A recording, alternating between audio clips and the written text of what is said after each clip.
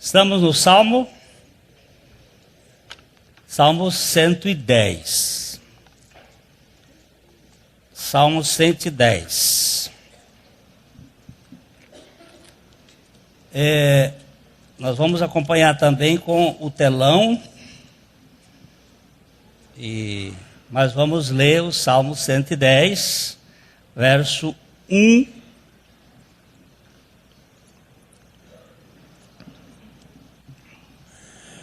Disse o Senhor ao meu Senhor: assenta-te à minha direita, até que eu ponha os teus inimigos debaixo dos teus pés.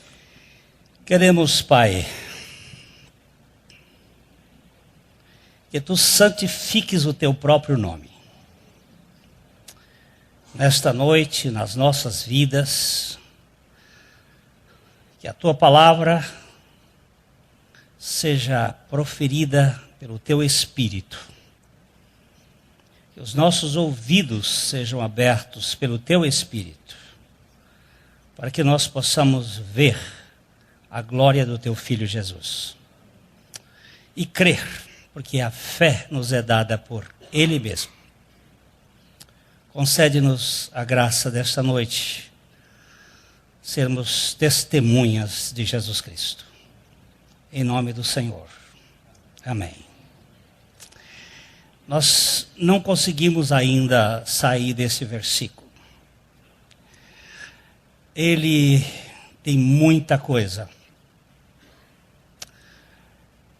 Disse o Senhor, disse Javé a Adonai, uma forma diferente aqui no original, mas uma forma que é derivada de Adonai. O meu Senhor, disse o Senhor ao meu Senhor, disse Javé, o eu sou eterno, àquele que se encarnou, para que pela sua morte e ressurreição tornasse o Senhor de todos. Jesus, assenta-te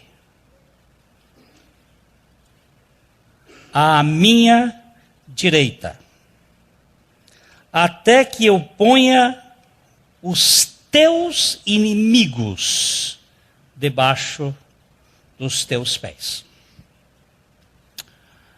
Trata-se da Trindade trabalhando com um dos membros da Trindade que se tornou para sempre um homem. Deus Pai, Deus Filho, Deus Espírito Santo, na eternidade pretérita, antes de haver mundo, eles viviam no concílio de uma vontade espiritual em nível espiritual. Uma outra dimensão pode ser uma forma de compreender isto. Toda a nossa compreensão neste mundo está reduzida à questão do comprimento, altura e largura. Nós somos tridimensionais.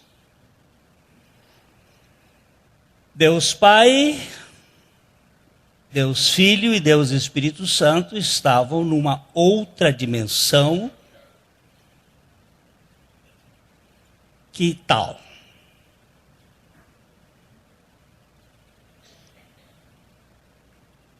Cientistas chegaram a quantas, Júlio? É, Júlio? 500. Estudos matemáticos e da física quântica.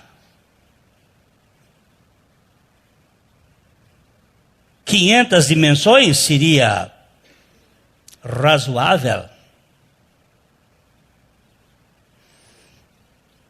Até há pouco tempo o universo era um tubo em espiral, quase que infinito, mas depois chegou-se a um conhecimento de que é finito, porém agora já não se pode dizer mais isto, porque há outros universos.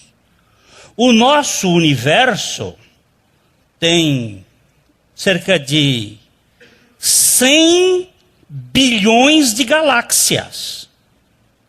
E a nossa galáxia tem cerca de 200 bilhões de estrelas, da qual o Sol é uma de quinta grandeza. E a Terra gravita sobre o Sol. E nós estamos na Terra e fazemos parte deste pequeno universo que contém uma trindade onipotente que minha mente funde só em pensar. Eles existiam, ou eles estavam, ou eram. Nenhum verbo pode ser usado para definir Deus. Por isso ele se manifestou como o eu sou. Javé. Porém, esse Deus que é em espírito, resolveu que na história ele seria homem. E se tornou homem para sempre. Saiu do estado de uma dimensão que eu não sei imaginar como é, entrou na terceira e na terceira ficou forever and ever. Amen. Hoje,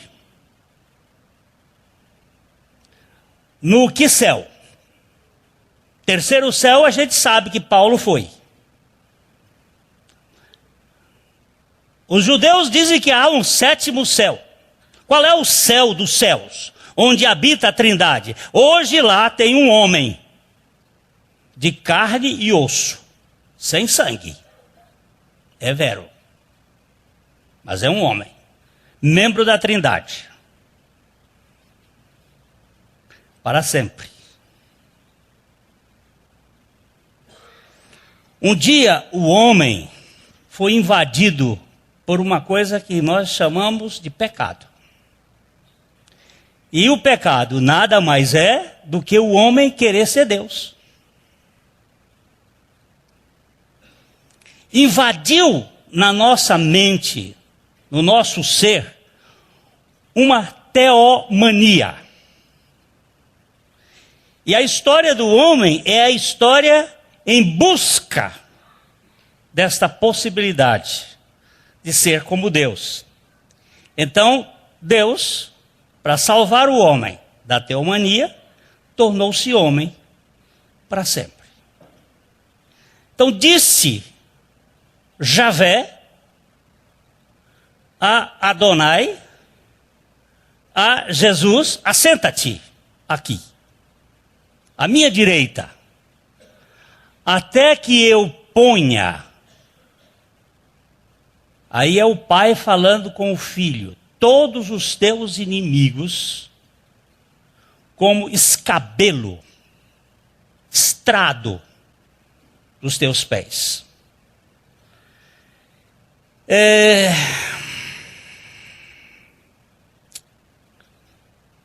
Quais são os inimigos de Cristo? Nós dissemos domingo passado que Jesus tem 3 inimigos. Albert Pike, grão-mestre mundial da maçonaria, no seu livro sobre moral, ele diz: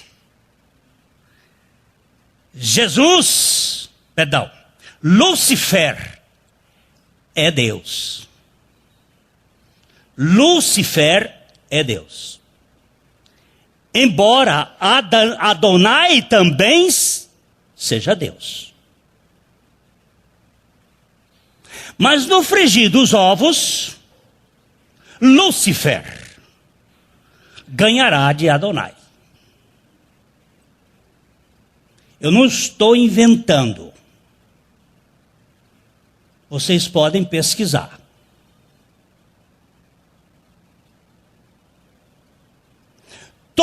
sistema humanista foi formado para derrubar a ideia de que Deus se tornou homem. Porque o desejo do homem é que o homem se torne Deus. É alavancar o homem para uma posição de panteão. Mas não esta ideia de que Deus se humilha e vira pó.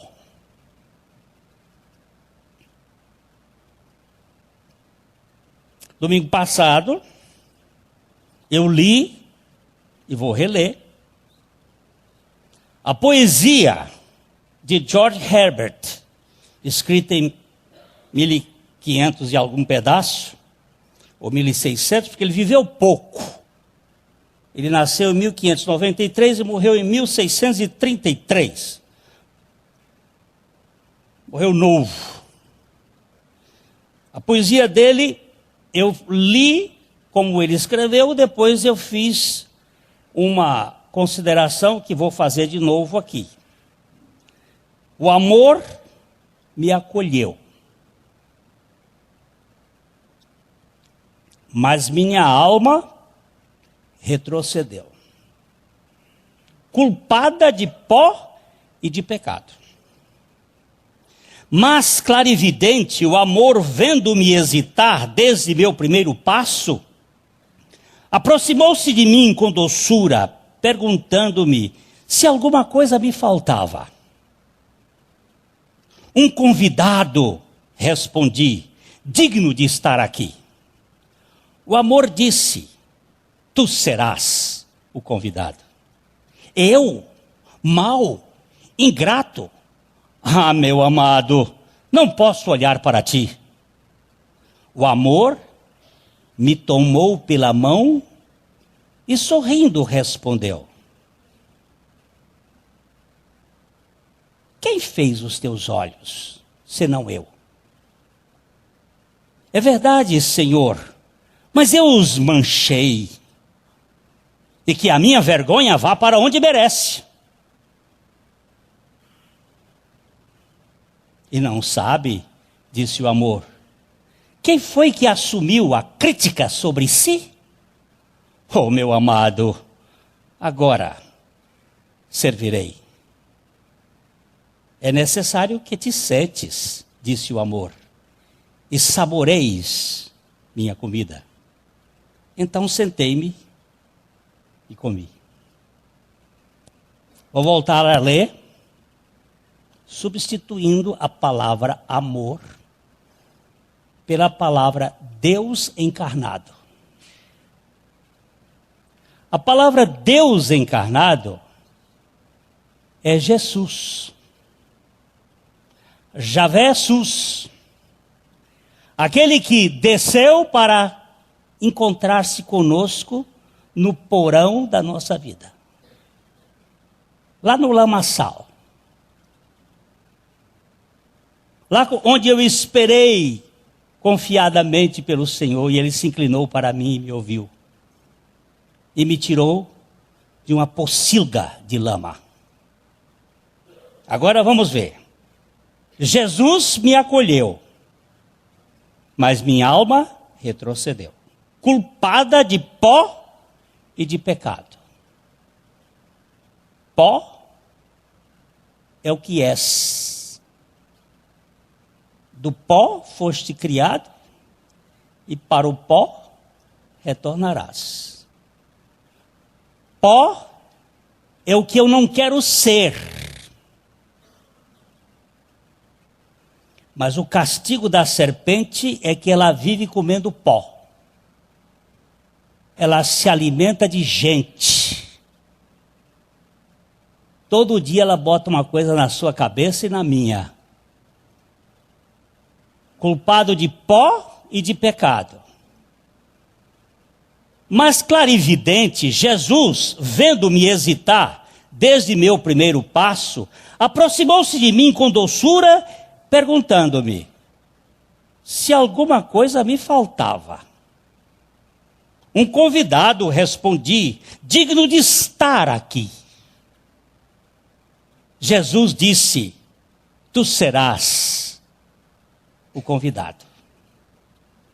Eu, mau, ingrato, ó meu amado, não posso olhar para ti. Jesus me tomou pela mão e sorrindo respondeu: quem fez estes olhos, senão eu? É verdade, Senhor, mas eu os manchei, que a minha vergonha vá para onde merece. E sabe, disse Jesus, quem foi que assumiu a crítica sobre si? Meu amado, agora te servirei. É necessário que sentes, disse Jesus, e saboreis minha comida. Então sentei-me e comi. Jesus gostava de hospedar-se na casa de uma família. Ele gostava de família. Foi ele que inventou família. Todas as vezes que ele ia para Jerusalém, parece que o hotel dele ficava a 3 quilômetros de Jerusalém, na cidade de Betânia. Ali ele costumava ficar na casa de 3 amigos. Diz-nos o texto que Marta o hospedou. E Maria sentou-se aos pés de Jesus e escutava os seus ensinos. Sentada, escutava. Marta preocupada, agitada. Perispau. Sabe o que significa isso? Estresse. Doença, não da modernidade, mas dos nervos que querem agradar aquele que se agrada com o amado. Que não procura nossa agradabilidade, mas que era ele mesmo o convite da festa. A Marta, agitada de um lado para o outro, todo agitado critica, reivindica. Se estás reivindicando, és um agitado de espírito. Ponto.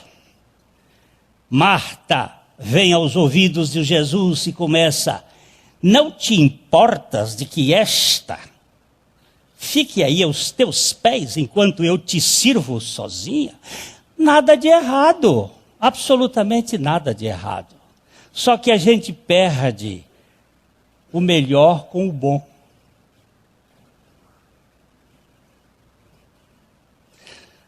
Não era errado servir Jesus, mas Jesus disse, quando o amor me acolheu, ele disse: sente-se, deixa que eu te dê de comer.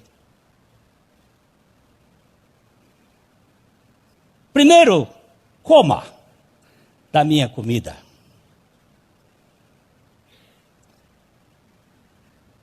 Pai Nosso não foi feito para rezar.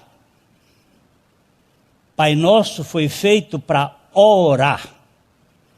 Pai Nosso é um trilho de oração por onde o trem do Espírito anda.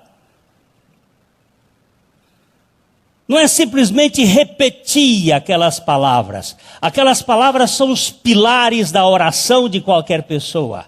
São 6 pilares universais. Santifica, Pai, o teu nome. Venha o teu governo sobre... Aí você recheia com os assuntos. O governo sobre a minha casa, sobre o meu negócio. Venha o governo e a tua vontade que se cumpra tanto aqui agora como ela é cumprida no céu. Mas logo em seguida, na 4ª palavra, ele diz assim: o pão nosso de cada dia nos dá hoje. Que pão nosso é este? É o pão da padaria? O pão nosso é o maná. Que maná é esse que é dado, nos dá, não é comprado, nos dá hoje. Que pão é este que mata a fome? A fome de sentido, a fome de significado, a fome de amor. Que pão é este que vai matar minha fome? É a aceitação incondicional de Deus em Cristo Jesus. O pão nosso de cada dia nos dá hoje. Eu preciso comer deste pão. Eu sou um inadequado. Eu não vim aqui procurar nada que eu não tenho direitos. Eu fui aceito pela graça de Deus. Foi Ele que me aceitou. Eu estava lá no banco dos réus, designado para ser condenado eternamente. E Ele assumiu. E agora, queridos, Ele me fez numa posição, assentado nos lugares celestiais em Cristo Jesus. Onde é que você está? Fisicamente, dia 15 de abril, estou às 19 horas e 42 minutos e 45 segundos, estou anunciando a minha presença em Londrina, numa plataforma, num púlpito da primeira igreja de Londrina, mas espiritualmente eu estou assentado nos lugares celestiais em Cristo Jesus. Este é fato de fé. Fé que me foi otorgada por Jesus. Ele sabia que minha mente é muito pequena e não pode compreendê-lo. Mas Ele, pela sua graça, me deu fé que vem dEle para crer nele e saber que, nesse instante histórico, eu já estou na eternidade. Hoje, se vocês não viram, vejam. A mensagem com chantilly. Morango com chantilly. Uma mensagem trazida pelo pastor Alexandre, muito preciosa. Eu cheguei a dar um uhul e minha esposa me deu um beliscão. Porque ela me sustenta um pouco diante das minhas emoções frouxas. Mas houve um momento que eu não aguentei de tanta alegria de saber que o ser humano não tem nada para manifestar a Deus, mas Deus tem tudo para nos dar graciosamente. Estou assentado nos lugares celestiais em Cristo Jesus, e isto tem como objetivo mostrar nos séculos vindouros qual a riqueza da sua graça e bondade para conosco em Cristo Jesus.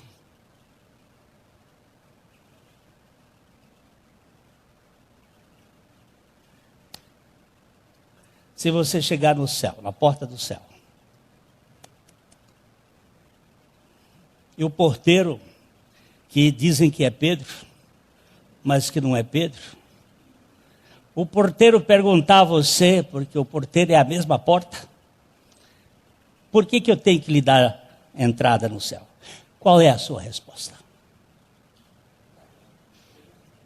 Eu ouvi hoje à tarde um pregador americano fazendo essa pergunta para um ilustre maçom. Ele respondeu: pelas minhas obras.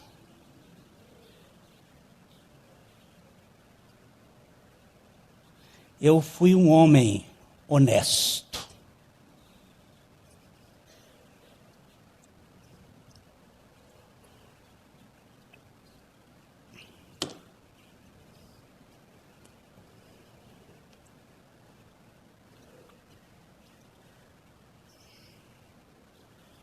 Eu fui convidado para fazer umas exéquias.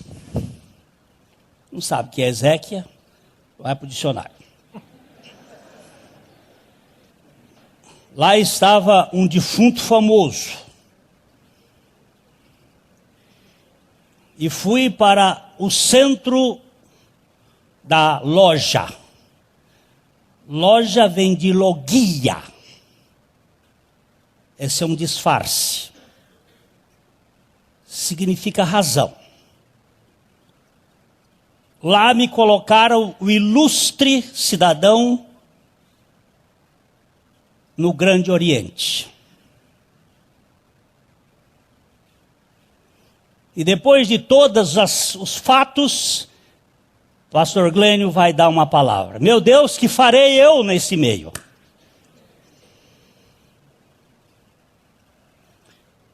Queridos, se é uma condicional. Esse doutor estiver na casa de meu pai, terá sido pela suficiência de Jesus Cristo. E tão somente por ele. Mas você é rotundo, você é um quadrado. Foi o que disse o meu vizinho de frente, quando eu morava na rua Santos 515. Eu pensei que você fosse mais evoluído. Você acha que só Jesus? Eu digo sim. Por que não Buda? Porque Buda não morreu por ninguém, nem ressuscitou dentre os mortos. Por que não Confúcio? Porque ele só trouxe confusões. Mas Jesus morreu. Assumiu a morte de todos, sem pecado. Morreu uma morte que não era dele. Ressuscitou. Está vivo. A diferença entre Jesus e Maomé é que eu posso visitar o túmulo de Maomé. E o túmulo de Jesus eu não posso visitar. Eu visito uma sepultura vazia. Quase que meu coração arrebentou quando eu entrei naquela sepultura e está escrito lá, ele não está aqui, mas ressuscitou. Mas isso é coisa de louco, mas é de louco mesmo. Não cabe na cabeça dos eruditos. Cabe na cabeça dos estúpidos que receberam a fé que vem por meio de Jesus Cristo. Só que entre esses estúpidos, eu posso citar uma turma grande.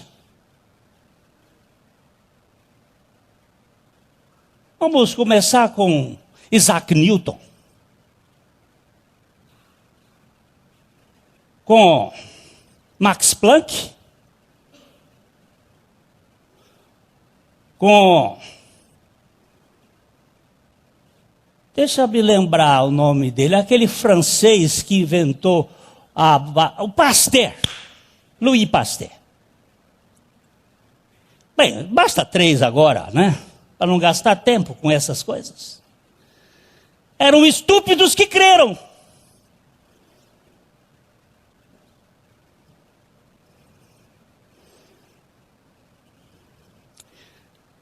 Quando a gente tem o rei sentado, a noiva tem um saquetel de mirra brotando do seu seio. Lembram-se do texto de... Vamos voltar a esse texto? Cantares de Salomão, capítulo 1, verso 12, 14 a 14.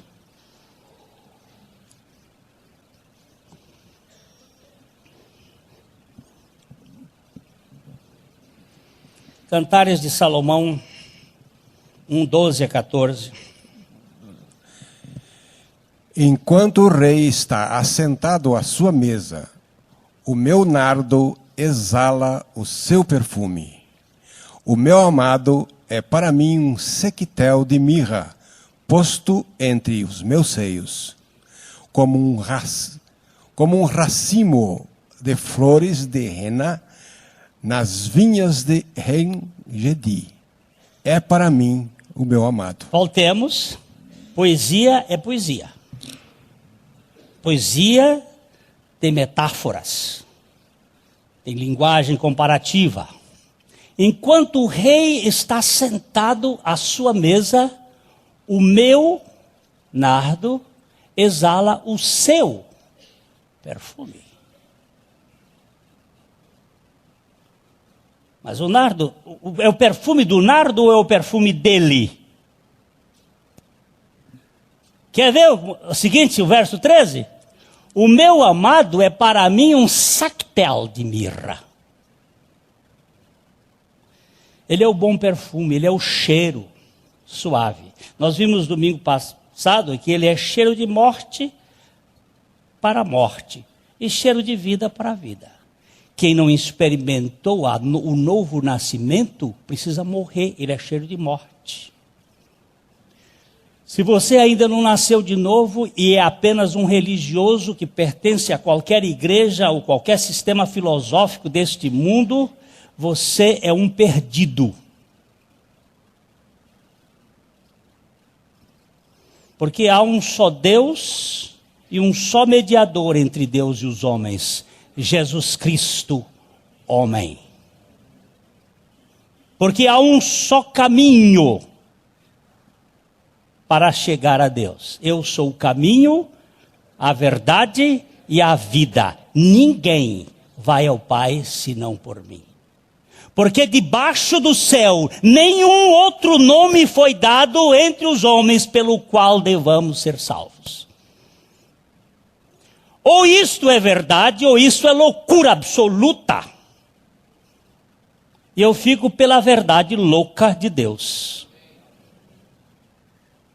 E nesse ponto, eu encontro descanso. Eu encontro graça. Eu vejo que ele se tornou a minha realidade espiritual.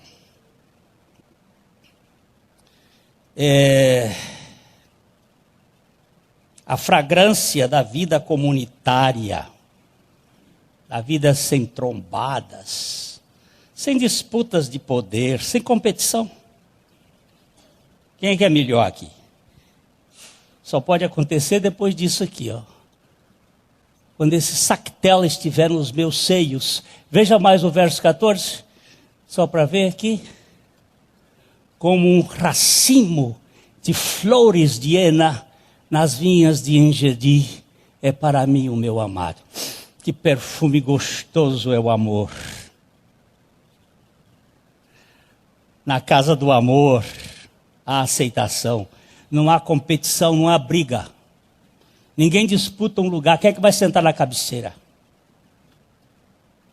O Deus que era o Criador do céu abaixou-se e foi lavar pé.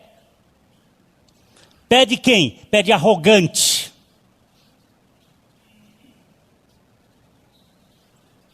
Um Deus de cócoras lavando pé é no mínimo uma loucura absurda.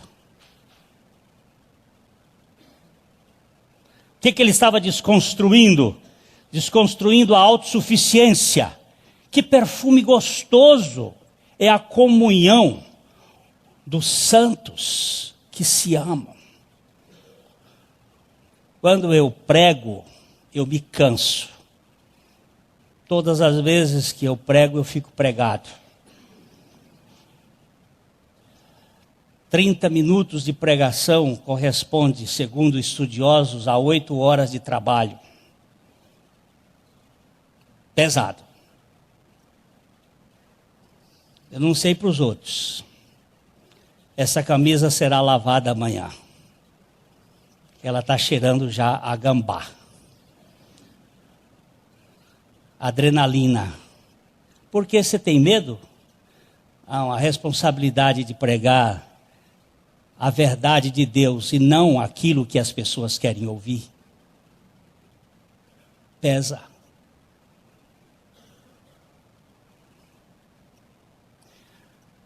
Mas faz bem. Faz bem. Há um perfume de amor. Quando eu prego 2 vezes, eu fico extremamente cansado na segunda-feira. E um dia eu tinha que pregar 2 vezes e o Carlão e a Sueli me convidaram para ir. Cadê Carlão? Está por aqui, Sueli? Vamos lá, me convidaram para ir lá na chácara deles. E nós passamos a tarde conversando, e conversando, e conversando, e a conversa era tão boa. Sabe aquela conversa que não tinha fofoca, nem crítica, mas tinha assuntos. Às vezes peneirar fumaça também é bom. O que é peneirar fumaça? É você conversar coisa que não sobra nada. Não sobrou nada, mas foi bom, só aquele papo. Hoje eu estava almoçando com minha esposa e uma família sentou-se assim do lado e nós começamos a assuntar. Porque nós estamos aprendendo a observar o mundo que Deus nos deu.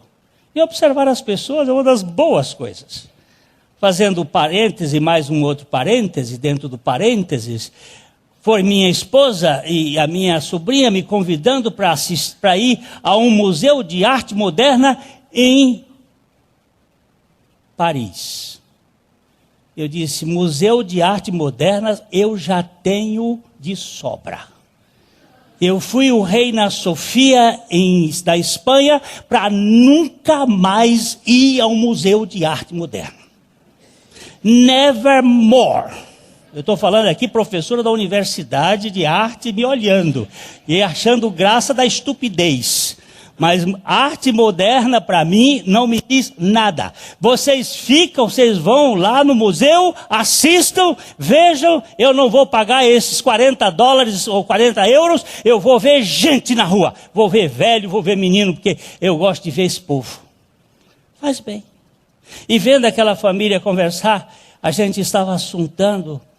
Aí a minha esposa disse, veja como as pessoas que se amam, olha, o neto conversando com o avô, ele conversando, e de repente a mãe passa a mão no rosto do filho, um senhor já lá para os seus 50 e lá vai pedrada, e ela sentadinha do lado passa a mão no rosto dele e ele faz assim, tira um lenço do bolso, dá para ela, ela limpa, não tinha nada sujo. Estava vendo de lado, não tinha nada sujo, era só aquela limpeza do carinho, onde há amor, há cuidados. Faz tão bem viver onde tem amor. Tem cheiro de engedi.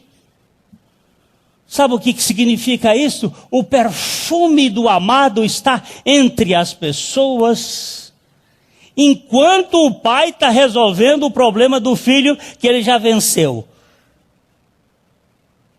O anjo da luz, que é o general da justiça, o pecado, que é a incredulidade, e a morte, que é a separação. Ele já venceu lá na cruz. Ainda não foram todos destruídos, mas estão vencidos. E enquanto isto, os amados estão andando, cheirando perfume de amor, conversando de assuntos que trazem fragrância comunitária, relacionamento, coisa gostosa.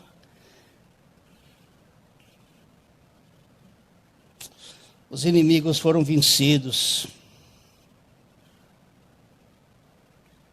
Eu vejo tanta gente falando no outro.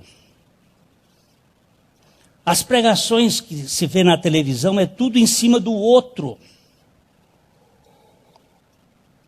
Quem é o outro? É a minha filha caçula que chamava o lá de baixo de o outro. Ela nunca deu o nome dele, ela dizia, o outro está fazendo coisa.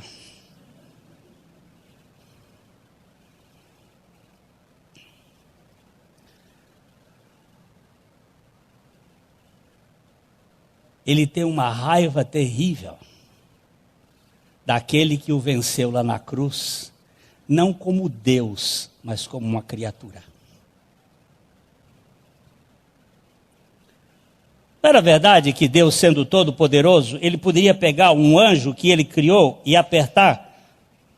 Isso tudo é figura de linguagem. Com o dedo mínimo dele assim, fazer assim, e ele viraria não um pó, porque naquela dimensão dele não tinha pó, viraria uma nada. Mas não era uma covardia?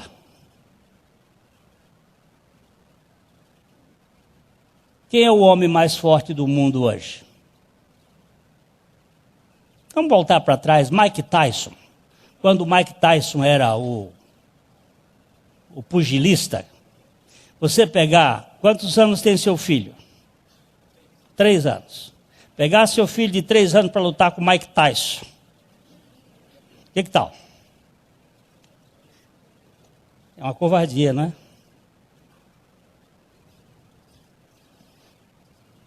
Você acha que Deus ia pegar Satanás e fazer assim? Ele não faria isso. Deus disse, não, nós vamos no ringue certo, no dia certo. Nós vamos lutar com as armas certas. Com você eu não vou lutar como criador.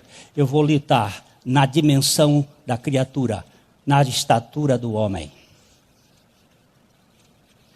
E foi ali que Cristo pôs ponto final nesse inimigo.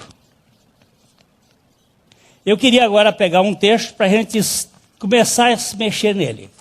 Capítulo 2 de Hebreus. Até a meia-noite nós terminamos. Diz ele aqui, até meia-noite é hoje. Vai ficar para o outro domingo, não tem problema não. Hebreus 2 é depois de Hebreus 1. Hebreus 1, versículo 3, ele fala que depois que ele resolveu o problema do pecado, ele assentou-se.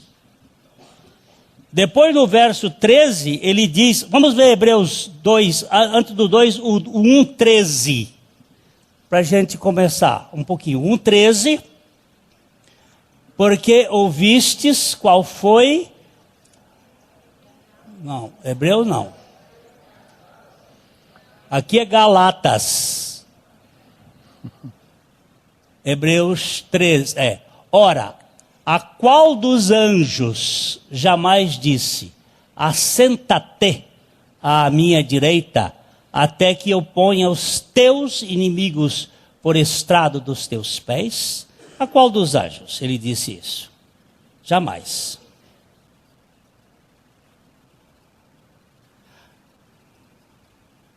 Nós estamos agora diante de uma realidade humana. Não é da 4ª dimensão nem da 5ª. Agora vamos para o capítulo 2:1.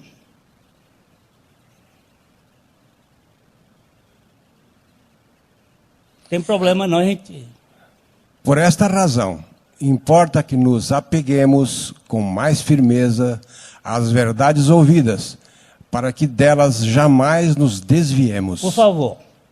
Por esta razão, está ligando àquele ponto de que Jesus, havendo Deus outrora falado muitas vezes aos pais pelos profetas, ele nos falou nesses dias pelo Filho, a quem constituiu o herdeiro de todas as coisas. Aí ele vai explicar quem é Jesus. Por esta razão, importa que nos apeguemos, que agarremos com mais firmeza, porque às vezes a gente agarra, mas não é tão firme, as verdades ouvidas. Estas verdades do capítulo 1. Ele está aqui no capítulo 1, 2. As verdades ouvidas no capítulo 1. Para que delas jamais nos desviemos. Nós precisamos nos apegar a estas verdades, daquele que está sentado, que já realizou uma obra, que já consumou uma obra, que é suficiente, que é eficiente, que é eficaz. Aí no verso 2 ele diz: Se, pois, se tornou firme a palavra falada por meio de anjos, e toda transgressão ou desobediência recebeu justo castigo. Antes de ir para o verso 3, eu quero dizer que essa palavra que veio por meio de anjos é o pacto de Moisés. Ela veio por meio de anjos. E ela ficou firme para que as transgressões e as desobediências recebessem justo castigo. Para que serviu a lei? Para diagnosticar, julgar e condenar. Lei não serve para salvar. Mas ela é firme, ela é imutável. Ela procede de Deus. Aí no verso 3... Como escaparemos nós se negligenciarmos tão grande salvação, a qual, tendo sido anunciada inicialmente pelo Senhor, foi-nos depois confirmada pelos que a ouviram? Vamos aqui dizendo, como escaparemos nós? Ele está dizendo nós. Se negligenciarmos, se deixarmos de não levar em relevância essa tão grande salvação. Ela foi anunciada inicialmente pelo Senhor e foi depois confirmada pelos que ouviram. Ele mesmo, o escritor, não ouviu diretamente do Senhor. Ele já recebeu de segunda mão. Isso vai tirar qualquer um dos apóstolos e até tira Paulo da história. Isso faz com que alguns admitam que tenha sido Apolo ou até a Priscila, que é a minha preferência. Por que você admite que é a Priscila? Porque ela escreveu, e depois de 13 capítulos, ela diz, tendo escrito resumidamente. Só pode ter sido mulher.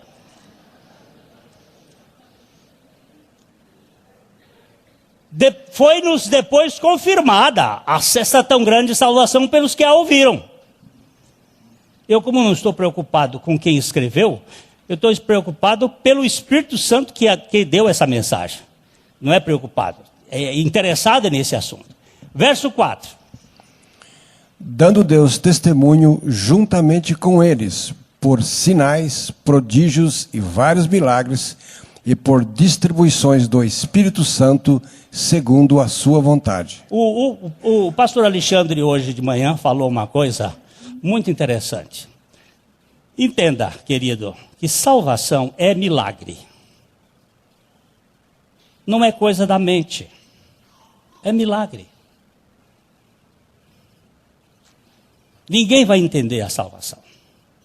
É um milagre de Deus. Será sempre uma coisa extraordinária. Foi dada por Deus, testemunhada por eles, com sinais, com evidências, com prodígios, com vários milagres, pela distribuição do Espírito Santo, segundo a sua vontade. Continue. Pois não foi a anjos que sujeitou o mundo que há de vir, sobre o qual estamos falando. Tira os anjos de lado. Pode botar anjo para segundo plano. Ele já falou lá atrás, no capítulo 1, no versículo 14, que aos anjos foi designado servir aqueles que hão de herdar a salvação. Eu não tenho preocupação com anjo. Se eu posso falar com a Dilma, a presidente Dilma, estou falando correto, a presidente Dilma, se eu posso falar diretamente com ela, por que eu vou ter que falar com o assessor?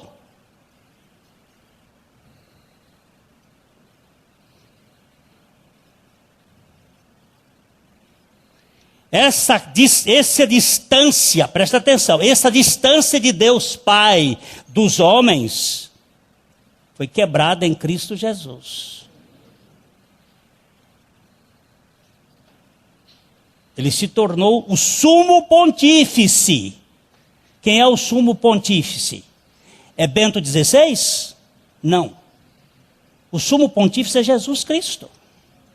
Ele é a ponte, é a suprema ponte que nos liga ao Pai.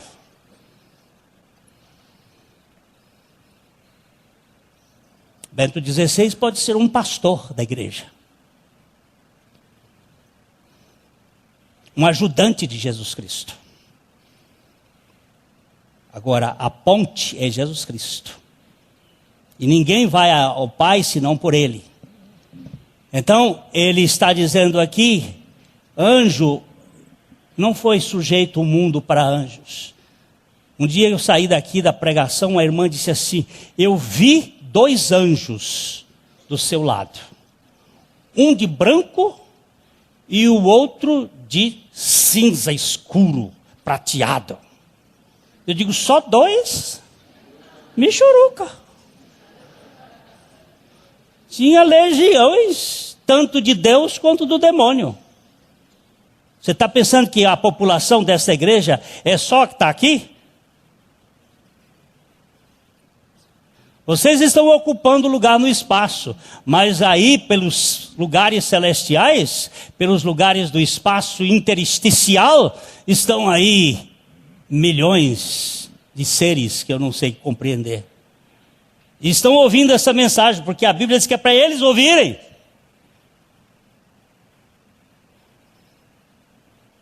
É uma das causas porque a gente fica cansado quando prega. Vamos lá um pouquinho, o versículo. Antes, alguém em certo lugar deu pleno testemunho, dizendo: que é o homem que dele te lembres, ou o filho do homem que o visites? Quem é o homem? O que Deus está interessado? Em homem? Isso é o Salmo 8. Quem é o homem? Vamos parar aqui, mas nós vamos ver um pouquinho mais para frente, depois a gente volta no versículo 7. Fizeste-o por um pouco menor que os anjos, de glória e de honra o coroaste, e o constituíste sobre as obras das tuas mãos. Quando Jesus Cristo entrou na humanidade, ele ficou menor do que os anjos. Para vencer Satanás, ele teve que descer, ficar menor, para poder vencer. Ele não venceu com poder, ele venceu com fraqueza.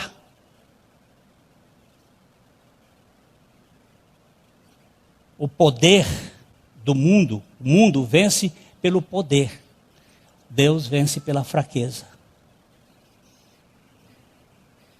Deus vence pela humildade, pela humilhação. Eu me lembro o Tonzinho me contando lá em Fortaleza, que o pastor Abuchaim, dirigindo o carro sem prestar muita atenção, saiu rápido da vaga e o camarada que veio atrás parou o carro ali. Quase que bateram, mas não bateram, mas o carro parou e começou a dizer uns desaforos e saiu de lá xingando. E para bater no pastor Abuchaim, e aí o pastor Abuchaim disse assim: me perdoe, meu amigo.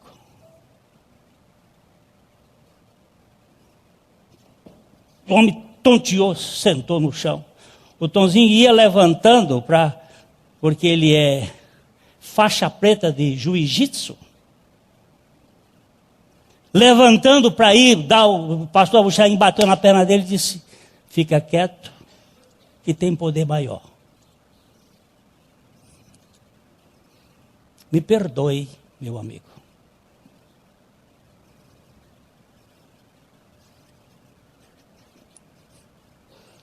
Que soco foi esse?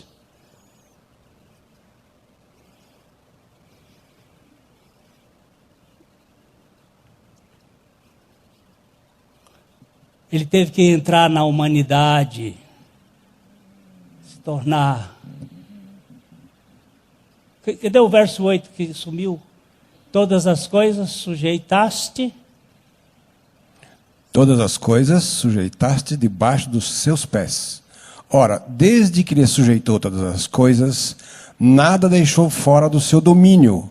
Agora, porém, ainda não vemos todas as coisas a ele sujeitas. Ô, senhor doutor Cídio, você está vendo as coisas sujeitas a ele? Não. Mas o que é fé? O que é fé? Fé é o firme fundamento das coisas que se esperam e a prova dos fatos que não se veem. Opa, eu não estou vendo, mas já estão. Ou não estão? Olha o que ele diz aí. Agora, porém, ainda não vemos todas as coisas a ele sujeitas. Mas diz, ora, desde que ele sujeitou todas as coisas, nada deixou fora do seu domínio. Estão sujeitas ou não estão sujeitas? Aí um camarada, pastor, disse, sim, ainda não. Eu disse, sim, ainda não vejo. Mas sim, que ainda não. Não vejo ainda. Ainda não vemos todas as coisas a ele sujeitas. Eu ainda tenho que ir para um velório. Chegar lá no velório, dizer, aqui está o meu irmão, que vai ressuscitar. Um dia ele vai ressuscitar. Mas quando Paulo diz assim, onde está, ó morte, a tua vitória? Eu não temo ir a um velório de um que crê em Jesus Cristo. Eu temo ir a um velório daquele que não crê. Mas naquele que crê, eu não tenho problema nenhum de só chorar aquela lágrima de... Vou contar para vocês e termino aqui. Pastor Ari Veloso está com um problema muito sério do coração. Ele está com um problema na válvula tricúspide.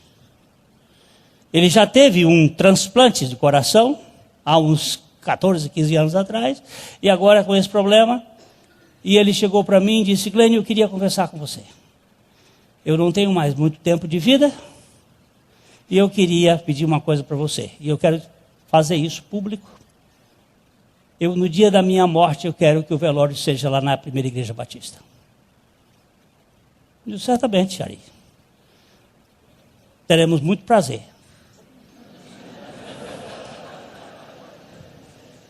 E vou dizer uma coisa, meu caro Ari Veloso, amado da minha alma, não vou chorar por você. Vou ter saudades, mas não vou chorar por você. Porque se você crê naquele que eu creio, se você crê no mesmo Jesus que eu creio, que ressuscitou dentre os mortos, você vai primeiro do que eu e depois eu vou atrás. Se é que vai ser primeiro. Pode ser que eu vá primeiro do que você. Mas, querido, fique sabendo, eu não vou gastar minhas lágrimas com você nem um pouco. Porque você está em Cristo. A gente pode sentir saudade. Mas ele já venceu. Depois a gente termina, irmãos, na próxima. Porque o negócio dos pés, enquanto ele está se sustentando, Deus está fazendo, é para a gente fazer festa aqui. Para cheirar perfume bom. Que perfume você tem para cheirar aí? Perfume de cangote do meu irmão. Qual é o perfume dele? É dos racimos de Ena, de Engedi. Eu sinto o perfume de Cristo nesse coração. Que é bom ficar na comunhão dos irmãos ali. Pode ficar sentado, conversando. Que bom, é restaurador. Palavra cura, liberta.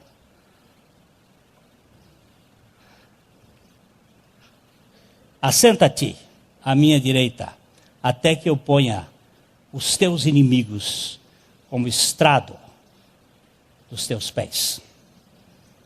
Isso é bom demais. Isso é evangelho.